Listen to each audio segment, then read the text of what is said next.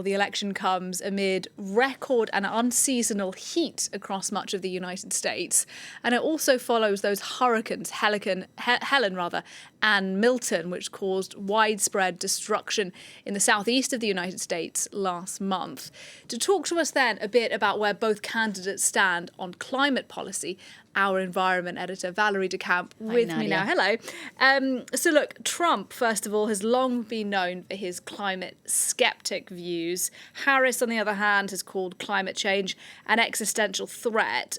Do you think we can expect more of the same, whichever candidate gets into the White House? I mean, both candidates have pretty much stuck to their own textbooks and narratives when it comes to climate change issues. And so I think we can expect more of that for each candidate if they do become president. For Trump, more of the same will mean essentially going back to what he did during his first term as president, so rolling back on many environmental regulations and policies. He actually rolled back on more than 100 of them during his first term.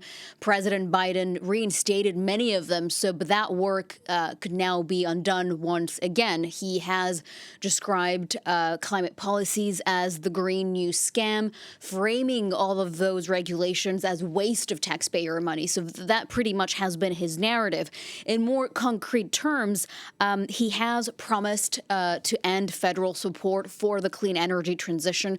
So that would mean, in Trump's words, dismantling the Inflation Reduction Act, so that historic climate bill investment. So under President Biden, a plan to invest billions of dollars in with subsidies and tax credits for electric vehicles, for clean energy. So that, according to Trump, would be dismantled.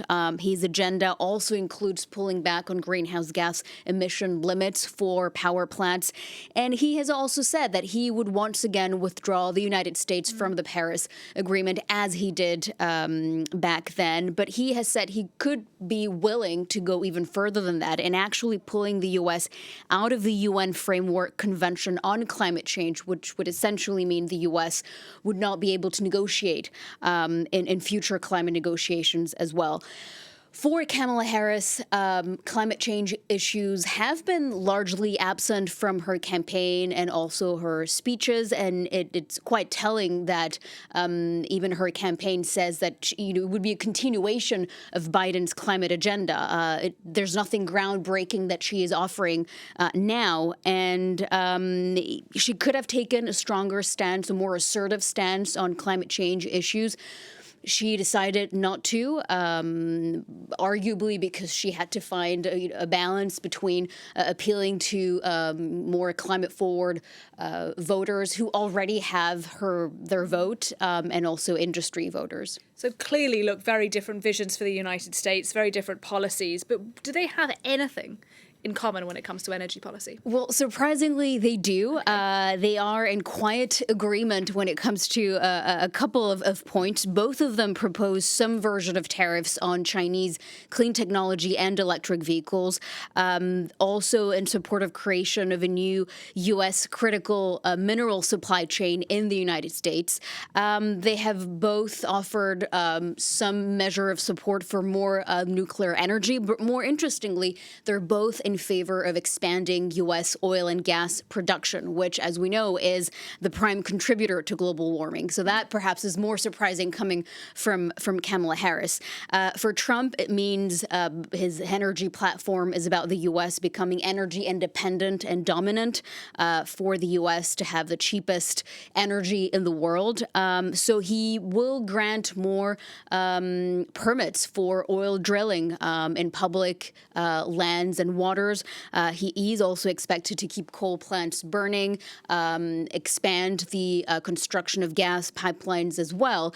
And that narrative being that, according to Trump, all of America's problems, inflation, come down to Biden's what he calls anti-energy agenda and investments in clean energy, although he does not mention that actually it was under Biden's term that we saw a record oil and gas production in the United States. And so Harris is also in favor of expanding that, which makes the Democrats' position, on climate change a bit more ambivalent.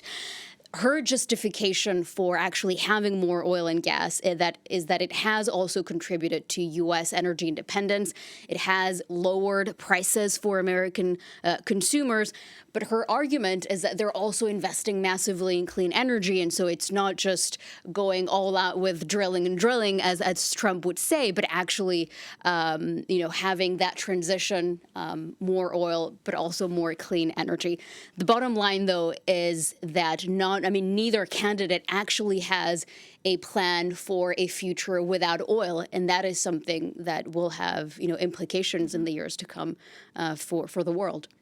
Valerie Dekimpe, our environment editor, thanks very much.